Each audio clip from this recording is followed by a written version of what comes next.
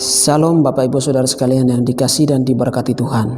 Bapak Ibu, sekali lagi kita akan merenungkan salah satu bagian kebenaran firman Tuhan dari 1 Samuel pasal 16 ayat 1 hingga pada ayat 13. Namun ayat 6, ayat 7 dan ayat 13 lah menjadi titik perenungan di malam hari ini. Di bawah tema Tuhan melihat hati. Ayat 6. Ketika mereka itu masuk dan Samuel melihat Eliab, lalu pikirnya, sungguh di hadapan Tuhan sekarang berdiri yang diurapinya. Ayat 7. Tetapi berfirmanlah Tuhan kepada Samuel, janganlah pandang parasnya atau perawakan yang tinggi, sebab aku telah menolaknya. Bukan yang dilihat manusia, yang dilihat Allah. Manusia melihat apa yang ada di depan mata, tetapi Tuhan melihat hati. Ayat 13. Samuel mengambil tabung tanduk yang berisi minyak itu dan mengurapi Daud di tengah-tengah saudara-saudaranya. Sejak hari itu dan seterusnya berkuasalah roh Tuhan di atas Daud, lalu berangkatlah Samuel menuju Rama. Bapak Ibu yang dikasihi dan diberkati Tuhan, kita akan belajar dari tema Tuhan melihat hati. Di bawah ada 3 poin. Yang pertama, Tuhanlah yang menentukan dan menetapkan. Yang kedua, orang yang ditetapkan oleh Tuhan, maka dia harus mengalami pengurapan daripada Tuhan. Dan yang ketiga, dia dikuasai oleh Roh Allah. Bapak Ibu yang dikasihi dan diberkati Tuhan, dalam konteks teks daripada 1 Samuel pasal 16 ini, memang Nabi Tuhan atau Samuel sedang bergumul karena seorang raja, yaitu Saul, dilengsarkan oleh Tuhan sendiri. Dalam pasal 16 ayat 1 berfirman demikian, berfirmanlah Tuhan kepada Samuel, berapa lama lagi engkau berduka cita karena Saul? Bukankah ia telah kutolak sebagai raja atas Israel? Isilah tabung tandukmu dengan minyak dan pergilah. Aku mengutus engkau kepada Isai, orang Betlehem itu, sebab di antara anak-anaknya telah kupilih seorang raja bagiku. Apa persoalannya sehingga Samuel menggumulinya atau berduka cita di hadapan Tuhan? Nah, Bapak Ibu diberkati Tuhan, kalau kita melihat pasal sebelumnya, maka kita akan menemukan persoalannya di pasal 15 ayat 2-3 merupakan perintah Tuhan, dan pasal 15 ayat 9 merupakan kesalahan atau pengkompromian yang dilakukan oleh Saul dan rakyatnya. Kemudian pasal 15 ayat 22 dan 23 merupakan penolakan oleh Tuhan. Ayat 2. Beginilah firman Tuhan, Tuhan semesta alam, aku akan membalas apa yang dilakukan orang Amalek kepada orang Israel, karena orang Amalek menghalang-halangi mereka ketika orang Israel pergi dari Mesir. Ayat 3.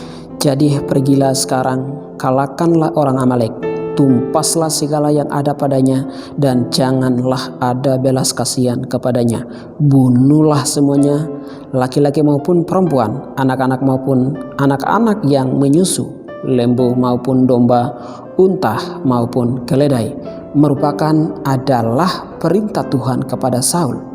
Tetapi apa yang Saul lakukan dengan rakyatnya dalam pasal 15 ayat 9. Tetapi Saul dan rakyat itu menyelamatkan Agag dan kambing domba dan lembu-lembu yang terbaik, dan tambun pula anak domba dan segala yang berharga. Tidak mau mereka menumpas semuanya itu, tetapi segala hewan yang tidak berharga dan yang buruk itulah yang ditumpas mereka. Sangat berlawanan dengan perintah Tuhan di pasal 15 ayat 3. Hasilnya adalah ayat 22, tetapi jawab Samuel, apakah Tuhan itu berkenan kepada korban bakaran dan korban sembelihan sama seperti kepada mendengarkan suara Tuhan? Sesungguhnya mendengarkan lebih baik daripada korban sembelihan, memperhatikan lebih baik daripada lemak domba-domba jantan. Ayat 23. Sebab pendurhakaan adalah sama seperti dosa bertenung, dan kedegilan adalah sama seperti menyembah berhala dan terafim. Karena engkau telah menolak firman Tuhan, maka ia telah menolak engkau sebagai raja. Tuhan sendiri melengsarkan kedudukan Saul sebagai Raja Israel pertama.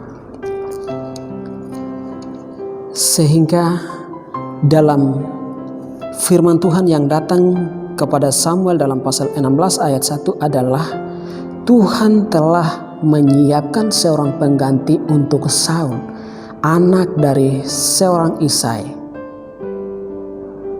Dengan perintah Tuhan, Samuel pergi ke Bethlehem dan mengadakan acara di sana, dan dengan bermaksud supaya anak-anak Isai yang akan tampil di mukanya akan mengurapi dia sebagai raja pengganti daripada Saul. Dengan demikian anak-anak Isai mereka tampil di depan, yaitu ada Eliab, Abinadab, Syama, dan juga beberapa anak-anak yang lain. Tetapi ketika orang-orang yang perawakannya baik dan ganteng, ketika mereka maju di hadapan hamba Tuhan Samuel, maka roh Tuhan berkata kepada Samuel, bukan orang itulah yang saya pilih. Sehingga Samuel bertanya kepada Isai, apakah masih ada anakmu lagi? Tetapi Isai menjawab dengan berat hati, dan dia berkata, masih ada anak yang paling bungsu, dan dia sedang mengembalakan kambing domba. Maka menyuruhlah hamba Tuhan Samuel kepada Isai untuk memanggilkannya. Dengan demikian tampillah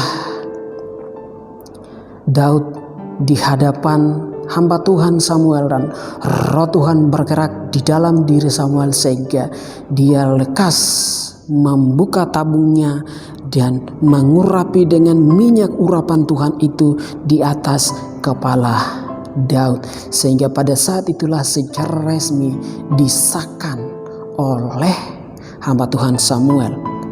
Maka Nabi Tuhan atau Samuel mengesahkan apa yang sudah dipilih dan ditentukan dan ditetapkan oleh Tuhan, yaitu Raja Daud, atau Daud ditetapkan oleh Allah sebagai raja.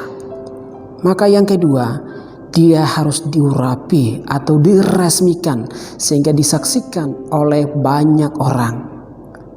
Itu adalah hal yang penting untuk disaksikan oleh banyak orang secara khusus pada zaman itu.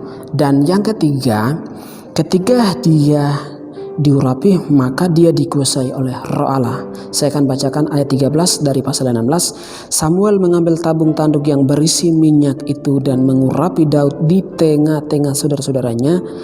Sejak hari itu dan seterusnya berkuasalah roh Tuhan atas Daud. Lalu berangkatlah Samuel menuju Rama.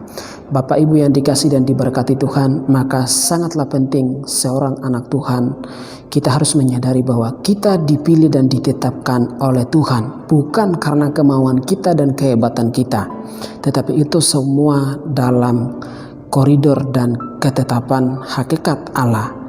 Yang kedua, orang-orang yang sudah ditetapkan dan dipilih oleh Allah, maka perlu ada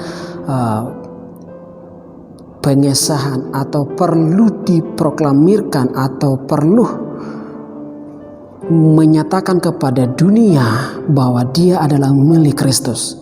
Mungkin saja sekarang kita bisa lakukan dengan CD atau baptis dan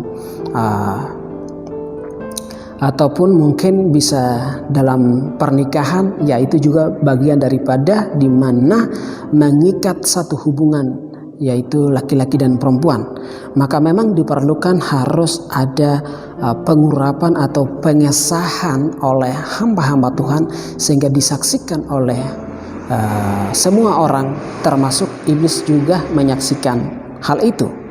Maka ketika mereka atau orang-orang atau anak Tuhan itu sudah disahkan, maka orang itu akan dikuasai oleh roh Allah, dipenuhi oleh roh Kristus, sehingga dalam setiap tindakan dan kehidupannya tetap dalam kontrol roh Tuhan, sehingga menjadi berkat bagi banyak orang. Puji nama Tuhan. Tuhan memberkati kita sekalian. Shalom.